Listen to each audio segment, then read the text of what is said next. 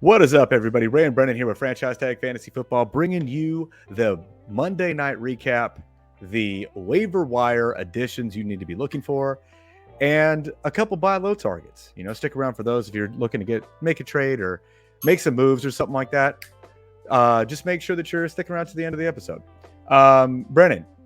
Yes, sir. After tonight's game, let me tell you, I'm wearing a Packers jersey, but I'm feeling real salty. How did you feel tonight's game went? Let's go with the recap first. Let's do that. Yeah, let's do that. So, unfortunately, the Packers lost 13-17 against Jimmy Garoppolo-led Raiders.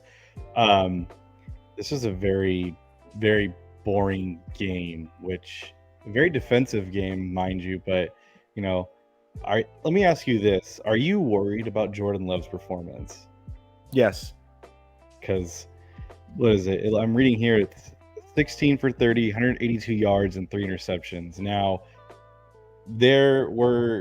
his first interception was pretty blatant. He just threw it right over the line. Didn't even see the linebacker there. It was right there into coverage.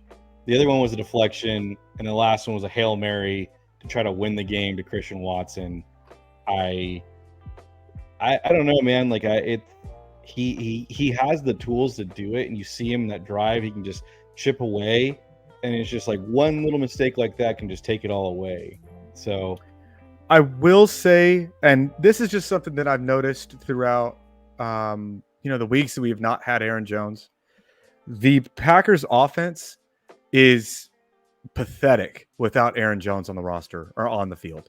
And I know that maybe some other people just knew that he wasn't going to play. Aaron Jones himself didn't know he wasn't going to play. So he hurt a lot of people today. Oh yeah. I lost because of that. I lost because he didn't play. But the other part of it is that I understand LaFleur's like, hey, let's just have you for the long run. Let's sit you. We have a bye week. I get that.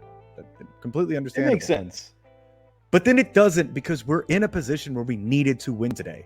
No, I agree. I saw today as a must-win game for us to maintain competitiveness in the NFC. And what we showed today, I understand that it's only 5 weeks in, but yeah, there was nothing that I saw that made me think that this offense was anywhere near being ready to compete. Because without Aaron Jones, we didn't look good. And you saw it on the last drive. You had 3 straight drop passes, just balls that need to be caught. Yeah. And then that's what leads Jordan Love to make a poor decision and throw the ball down the field. Maybe not necessarily a poor decision, but a poor ball. And also, Christian Watson needs to be fighting back for a ball with this size. Yeah. Outside of that, A.J. Dillon was fine today. He was serviceable. He probably helped you out a lot if you had to pivot. Yeah, 20 carries, 76 yards, and a touchdown for him. So yeah, good night for him. Let me ask you this, though, from the receiving standpoint. So Christian Watson led the team in targets, and then Romeo Doubs was second. But, I mean, he only had 1 catch for 4 yards. Christian Watson had that one big bomb of a catch, and then it was pretty silent afterwards. So, do you think it's more so of this team needing Aaron Jones for everything to be fluid? Yes. Okay. Yes, I 100% believe that. The offense looks like it's dead without him, because what he provides is a consistent check down and a threat underneath that we don't necessarily have right now, or maybe Jaden Reed isn't being utilized correctly. Mm-hmm. But that's just kind of how I'm seeing it, is that without him, our offense doesn't have what we need to maintain these drives. And the play calling itself is really not helping. I don't understand all of these jet sweeps and screens that just aren't going anywhere. They're not well designed. They're not well executed. They're in poor positions and poor timing. Just all around, just a really sloppy game by the Packers. And I know we're not a Packers podcast, but I am wearing a Packers jersey. I'm a big Packers fan. So I just want to tell you guys my frustrations. The defensive side of the ball for the Packers, pretty meh throughout the whole night, but they did shut down Devontae. But I do think Devontae was only there to be a decoy, because there was a lot of routes he wasn't actually running. So I will talk about the Raiders side here. So Josh Jacobs had himself a pretty decent game in 20 carries for 70 yards and a touchdown. He caught all 5 receptions for 20 yards. With Devontae basically being the decoy in this game, it didn't really show. I wouldn't say he ran routes kind of like half-assedly, but he was just kind of there in the motions. But Jacoby Myers ate. Jacoby Myers had himself a game, 7 receptions, 75 yards, and a touchdown. So for those that did start him, you are very happy. Outside of that, there's really nothing else going for this team. Raiders, again, Jimmy G, when he plays, he just wins. It's very weird. It's a very rough game, but it is what it is. You just kind of have to move forward. Yeah, if you're starting kickers, I wouldn't start the Raiders kicker right now. It looks like he's going to be on a big slump, and today was not a big help for him. Yeah. Anything else you want to talk about the Raiders game for? I'll talk about it all day long. Let me tell you. Yeah, no, I've got nothing else here. We'll get the show rolling here with some news. Unfortunately, this is a sad news show for today's episode. So I'll start it off here. James Conner's looking like he's going to miss some time. The time amount, they don't know. James Conner has dealt with injuries before, so we just don't know how long this will be out for. So stay tuned with the guy. We'll have you pick up to kind of help you out with that. Devon Achane, so you can follow trends with money. He was up there for Rookie of the Year. He was one of the higher ones, and his odds lowered dramatically. It went from plus 325 to like plus 700. So when Vegas shows that he's dropping, it means he's going to miss some time. So I don't know if they know something we don't know, but the Dolphins are being very vague with this injury news, but it does sound like he's going to miss some time. Yeah, I agree with you. I think he is. Yeah, and then unfortunately for Anthony Richardson, he has a grade 3 AC joint sprain. He's looking at 4 to 6 weeks. Realistically, if I had to be a betting man, our bye week is week 10, I believe. So he'll probably won't be back till week 11. So you're looking at 6 weeks without Anthony Richardson. So if you don't have an IR spot, you can comfortably drop him and go pick up somebody else. Yeah, I would agree. I think that he could be a cut candidate at this point. If you don't have an IR spot, which if you don't, like, fix that, get an IR spot, get 2. But it sucks. Yeah, it sucks, honestly, because I bet everybody that was starting Anthony Richardson feeling pretty great. Oh, we were having the time of our lives, man. You took a 9th round guy who's a top 5 quarterback. You're enjoying it, but it is what it is. Gardner Minshew fills into place for that. Other news: Justin Jefferson seems like a long shot to play this week. It seems like they're saying like 1 to 2 weeks is what they're hoping for. So we have another guy we're going to pivot to in our waiver wire ads, but just be mindful, all JJ owners, he is going to miss. It looks like this next week and potentially the week after that. So, and then last bit, Travis Kelce. This is their Wednesday practice, technically, because they have a Thursday night game. He did not practice, which is expected. Again, I think he'll be a game time decision. I don't think he's going to be. I think he's going to be out. I can't imagine he plays. I just can't. But like I said, if you're the Travis Kelce owner and you need to pivot, we already mentioned, but Noah Brown, Noah Gray. Noah Gray. One of those colors should be available. Should be available. If you wanted to go that route, I would probably pivot to a different name. But just in case you really wanted to get a piece of the Kansas City offense right now, they don't necessarily look like world beating by any means.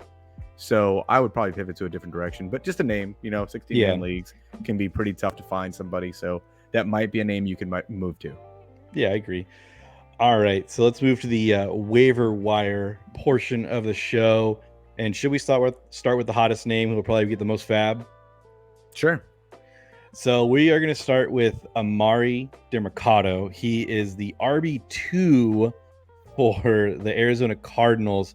And when he filled in for James Conner, he had 10 carries, 45 yards. He had 3 targets with 1 reception for 12 yards. So he got the bulk load. No one else came in, by the way. It was just him. He took all the snaps.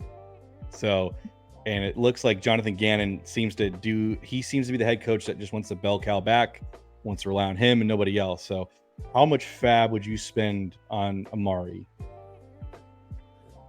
Right now, me? Yes. All of it. All of it. But I'm in just You're in some waters here. I'm in the deepest water with Okay. no running backs, none. If you're a James Conner owner, what are you realistically spending? 30% of my fab. Okay. I'm a little bit more on the higher side, I think, because teams are going to start to get desperate. You can smell blood in the water here with teams just like Ray, and I can see that. If I'm looking at, you got to look at the landscape when you're going to put waivers in to see what guys are going to spend. I would probably spend closer to 40 to 45, just because if I'm going to get guaranteed workload, some guy is going to be a bell cow and no one else is going to come in, I'd spend closer to 45 to 50, because you just don't know how much time he's going to miss. It sounds like it's going to be a little bit of time. So that's where I'm at. For those of the people in my league, in the main league, just let you guys know, because you guys are going to ask, I'm spending it all of it. 58 fab is going into the bucket, so you'll have to put 59 in. I promise you I'm not lying. That's exactly how much is going to go in. So if you would like to know, now you know. It's spoiling all your money. Yeah, I have no choice. I have no running backs right now in that league. None.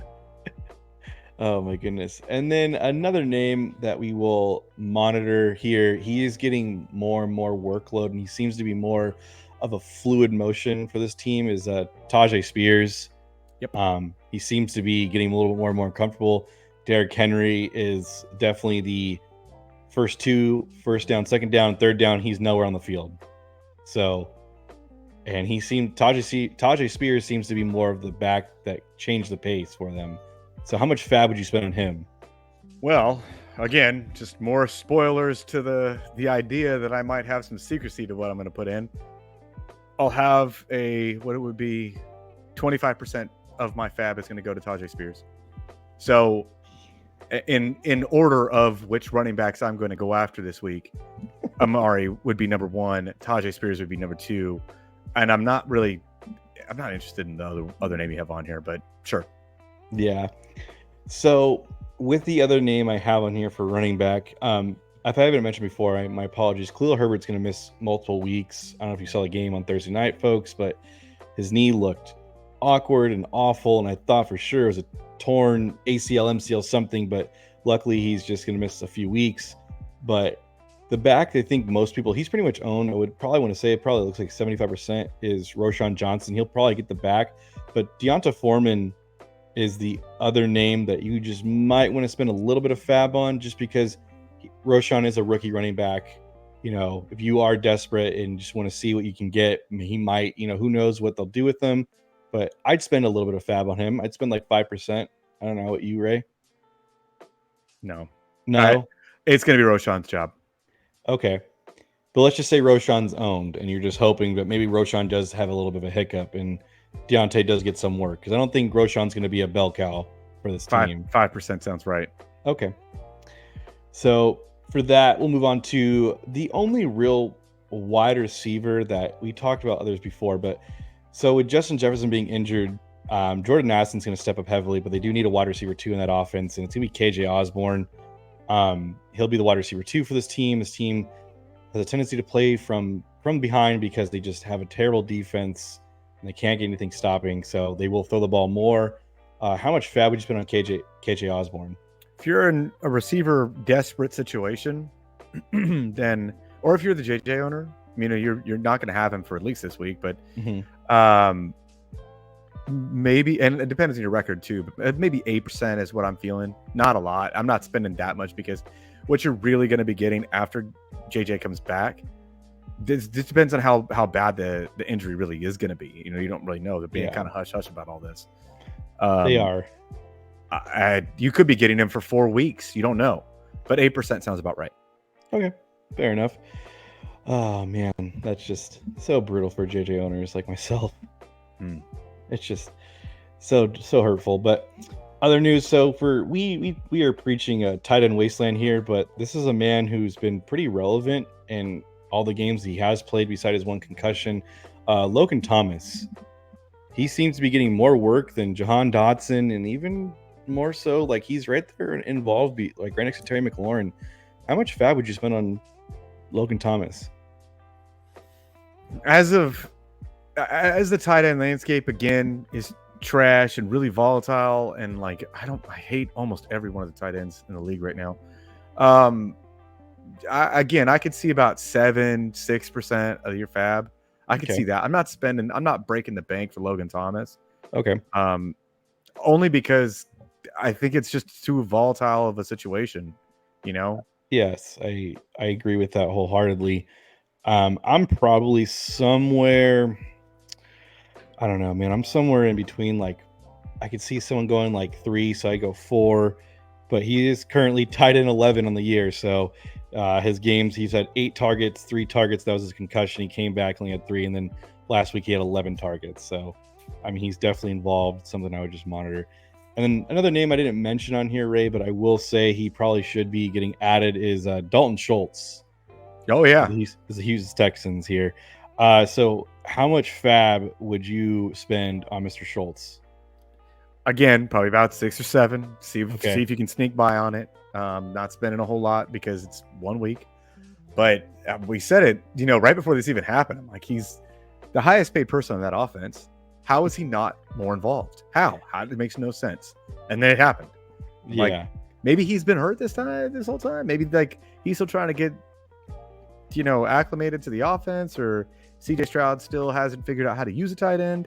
Yeah. Who knows, right? Who knows? But if that's what you're getting, if he can actually be a real threat, that's what they're paying him to be. I would like a little piece of that if you're, streaming tight ends. I can't see, I can't see. It could be that, Tank Dell got hurt too. So who knows, right? He could be the 3 on that offense. But yeah, 6 or 7. Okay. And playing matchups here, so let me give you some perspective here. Atlanta was probably one of the worst defenses towards tight ends. Let me ask you this. So Dalton Schultz and the Texans play the Saints next week. Now, hear me out. The Commanders play Atlanta next week. Would you just play for a matchup purpose, or are you playing the long game? So would you rather go for Logan Thomas, who's going to face Atlanta, who Dalton Schultz just put up 7 receptions, I believe 70 yards and a touchdown, or would you rather stick out Dalton Schultz going against the Saints? I think I like Logan Thomas more right now because he's done it more. Okay. All right. Not by a lot. Not by a lot. He's done it more. Okay. That's fair. I was just curious because, you see that, and when teams are, ranked 32nd towards tight ends, it does have some meaning towards it. So I'm just very curious with that. My defensive pickups for the week here that I have listed is Miami defense. They are playing your favorite rookie quarterback of the year, Ray, Carolina Panthers. So you don't spend any money on fab for defense, do you? $1 or $2. 1 or 2. Okay. Yeah. And my other name I have here is the Las Vegas Raiders facing the New England Patriots. Out of these two, which ones do you like more this week? I would go with Miami. Okay. I think that Bryce Young likes to take sacks. That's what it looks like to me. He loves being tackled in the backfield. And I truly don't believe in the Raiders defense at all. They're awful. It's just the Packers offense is just as bad. Okay. So fair enough. No, I fair. Man, that's just brutal to hear. So I have some buy low candidates. And so when I see that here, let me give you some names here. I have my buy low candidate that I have for running back is Dameon Pierce. Yeah, but the only reason I'm saying no for Dameon Pierce, and really both of those guys, but Dameon Pierce more specifically, I don't think his situation is going to get better. It's not that he's playing against world-beating defenses and he's getting so much volume to do nothing with it, and it's because of the fact that his offensive line cannot run block to save their lives. They can't. Yeah, and why I say that, I think they get a couple pieces back this coming week here. They're going to get their left tackle Jeremy Tunsil back, so I think it's improving. That's why I'm going to buy low, because they're still committed. Regardless, 20 carries for 60 yards, it's still 20 carries. You can bank on maybe one of those breaking towards for a 40-yard run and just getting a little bit of points. That's why I'm a little bit buy low on. And I know my next player that I'm going to say is gross to you, but it does get better. I do feel like he's faced a ton of really, really good defenses as Ramondre Stevenson. Ramondre Stevenson is someone I'd buy low on. If the Ramondre owner is hurting, I would definitely try to get him. He has the Raiders this week. He has the Bills next week, the Dolphins, who give up a lot of rush yards, the Commanders and the Colts. I mean, it's a pretty good schedule going forward, and it's someone I would buy low on him. Your selling point to maybe get him, and I agree with that point more than Dameon Pierce right now, but is that, look, it's a split backfield. The offense is a complete trash can right now, just in shambles. Mm-hmm. You don't know who the starting quarterback is going to be next week. You could say it's Mac Jones, sure, but he looks like ass. I think it is Mac Jones. It probably should be, but like Bailey Zappe's probably better than him. But like the difference between how good they would be isn't going to save New England's season. It's not that's not going to fix it. It's a whole lot of other things too. Yeah. So I would say Ramondre is probably a higher tier than Dameon Pierce right now, but it's not that big a difference. Yeah, I agree. My other buy low candidate, and it's just something I doubt these owners are gonna sell low on him, but it's Jalen Waddle. Jalen Waddle's been underperforming. I know he's been injured. Last week he was saved because of a touchdown. But would you consider like offering, I don't know, let's just say, I'm trying to think of a wide receiver. I think I'd offer Puka for Jalen Waddle. I think I'd do it. I believe in Jalen Waddle's consistency more so than what Puka's done. I know it's a little wild take, but I'm saying is that I would go after Jalen Waddle. I wouldn't. Not that's too high. Yes. Yeah, I think you lose that trade. Sure. Right now, when you look at it, you're like, oh wow, Puka's done this. He's on this record, pace by all means. But like, I look at track record and history. I think and Jalen Waddle has shown that he is a PPR machine, and this offense flows better with him and Tyreek eating. So that's where I stand with that. I don't hate it. Yeah, but maybe not Puka. Okay. Maybe I wouldn't even want to do George Pickens right now. I don't know if I'd do that. I think I do George Pickens. If I have George Pickens, I would definitely offer my George Pickens for Jalen Waddle right now. That's closer. Would you take that trade if you were the Jalen Waddle owner?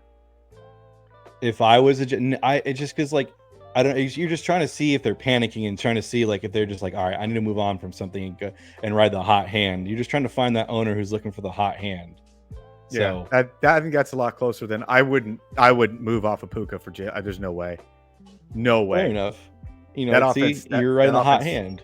I'm riding that hot hand, but I'm also riding the fact that like I don't think that that's changing. That Puka's involvement isn't changing. It's okay. They're still going to throw the ball a hell of a lot of times, and I think he's going to eat. So that's just how I see it. But like, fair enough. There's a sell high candidate, and I only say sell high on him because I think there's a track record with him. It's Adam Thielen. Adam Thielen right now is wide receiver 9 of the year. So, if you had Adam Thielen, like what would you try to go after right now as like a wide receiver 2? Because you're not going to get a wide receiver 1 from him. You're going to get a wide receiver 2, someone who's like in that like 13 to 20 range. I would go and check the pulse on the Calvin Ridley owner. Okay. Another name I'd mention, Tyler Lockett. Another name I'd like to talk about is DK. Check. Fair enough. Check. Just off the bye week, you never know. You can see what they go for that. Yeah. See. But those are the ones I kind of buy low. Yeah. Probably not going to, but take a look. See what happens. That's my sell high candidate right now. I think that's just probably someone who I see it's just way outperforming their metrics, and I don't see it lasting. And I think you can agree with that. There's no way Adam Thielen finishes the year as wide receiver 1. Honestly, right now, I think DK would be a great target for somebody too. For the Puka owner, I would maybe make that move. I'd think about it. So you trade Puka for DK? I would think about it. That would be close. I like that. Okay. All right. Yeah, those are my sell high candidates and my buy low candidates. So, guys in the comments, please, by all means, if you have a question or someone you consider buying low on or moving off of, another name I just thought of for myself is Javonte Williams. That's someone I'd buy low on too. You can buy him for fucking free right now. They just the owner will probably give him to you. Like, I'll just take him. I don't want this roster clog. He's done nothing for you for 5 weeks. As somebody that has a lot of shares of Javonte, I can tell you, I'm real over his shit. I'm real over having him on my roster. Let me tell you. Oh my goodness. And it's crazy because I'm doing fine in all the other leagues. Just the one that means most to your heart. The one that matters the most is the one that I have just gotten the worst hand dealt in the history of hands. Anything else, Brennan? I got nothing else, Ray. Well, if you guys stuck around this long, you know what to do. Hit that like, hit that share, hit that subscribe. Let us know what you think. Let us know if you're in one of our leagues and you heard everything that I said and you're like, oh, I know exactly how much to spend on Fab this week. I know, because I'm not lying. I'm telling you the truth. But yeah, hit that like, hit that share, hit that subscribe. Let us know, and we will talk to you guys the next time that you see our face holes.